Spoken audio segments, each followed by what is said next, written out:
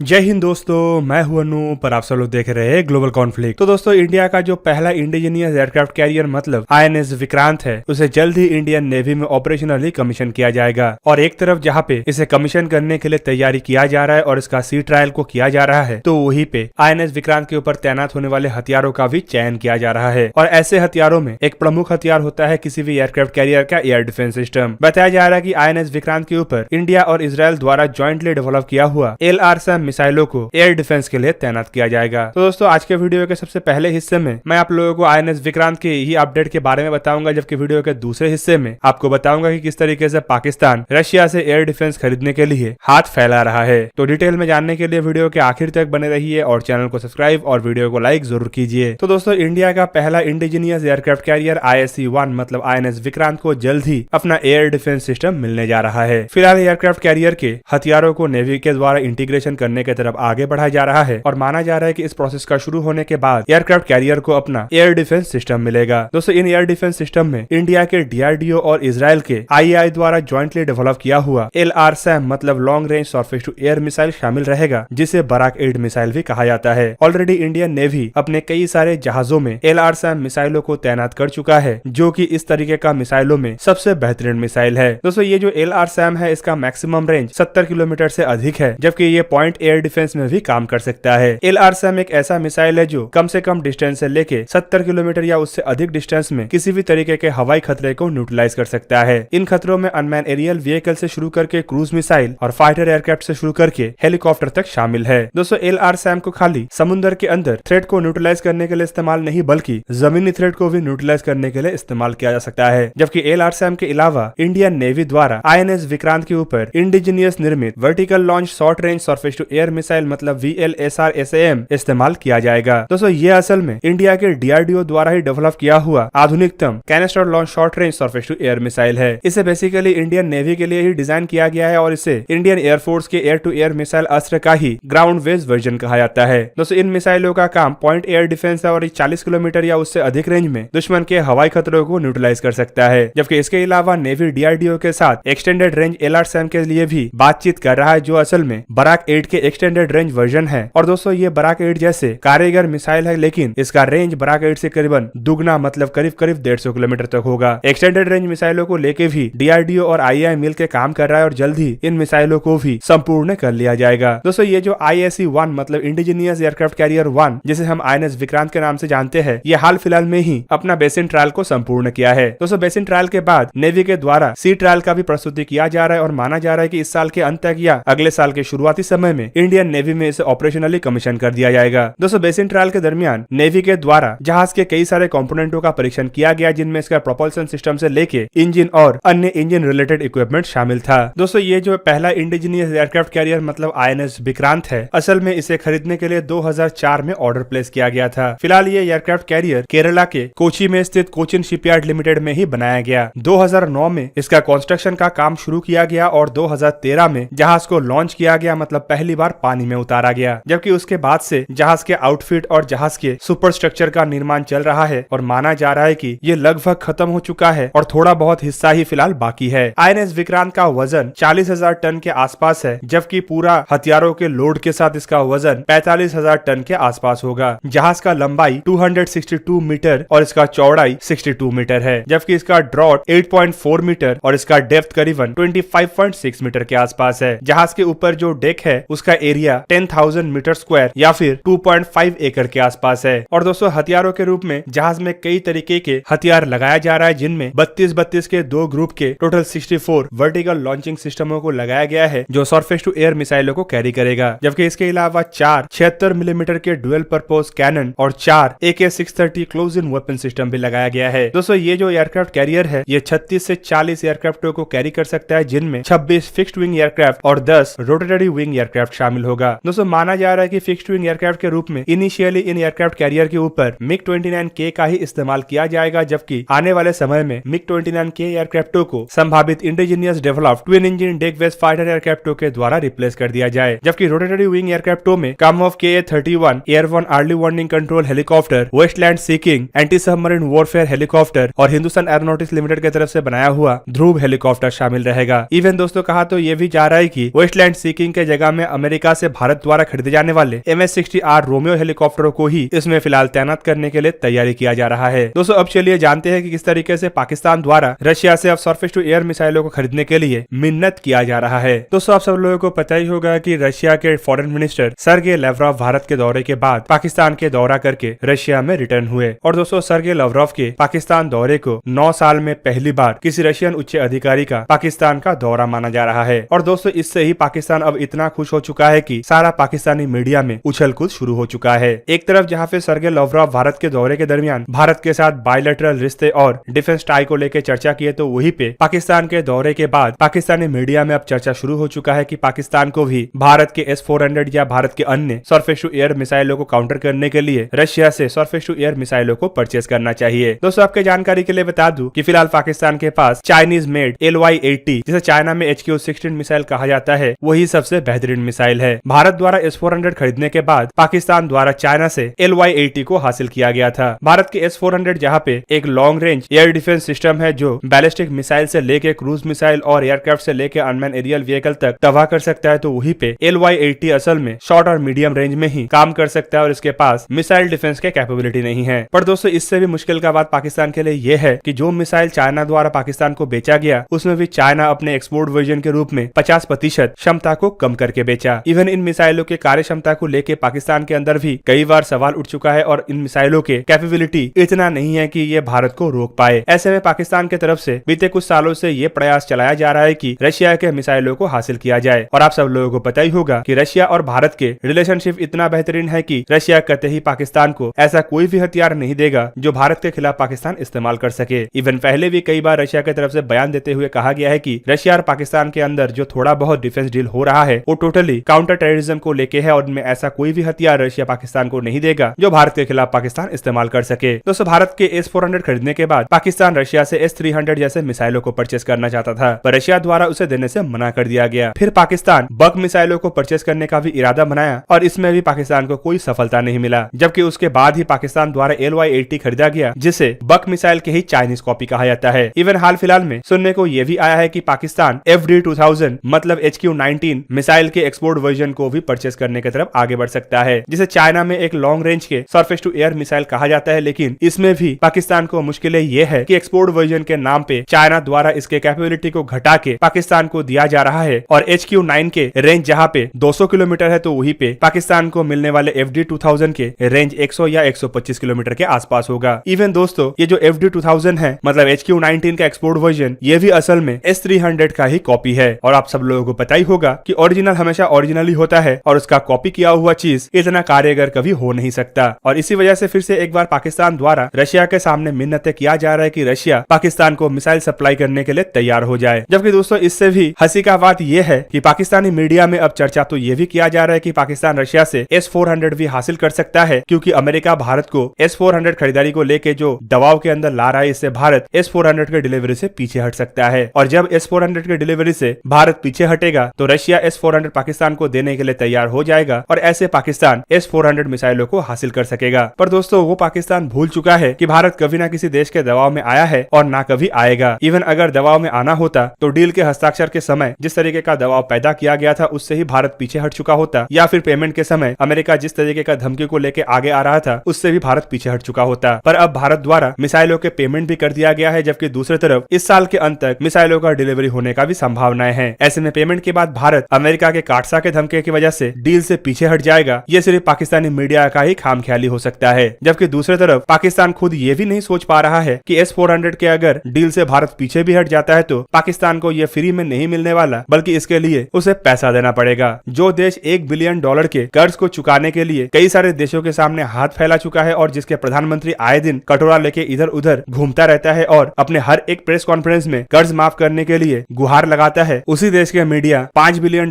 के लागत के S-400 खरीदने का सपना देख रहा है। और दोस्तों ये सपना इसीलिए भी है क्योंकि अगर रशिया की तरफ से कभी अनुमति दिया भी जाता है तो पाकिस्तान आने वाले भविष्य में ना ही कभी $5 बिलियन को इकट्ठा कर पाएगा और ना ही कभी ऐसे मिसाइलों के सपने को पूरा कर पाएगा। तो दोस्तों ये था आज का वीडियो। अगर आपको वीडियो अच्छा लगा तो लाइक कीजिए और मेरे चैनल को सब्सक्राइब कीजिए और साथ में बना हुआ बेल आइकन को भी प्रेस कर दीजिए ताकि आप मेरा वीडियो देख पाए सबसे पहले। जय हिंद।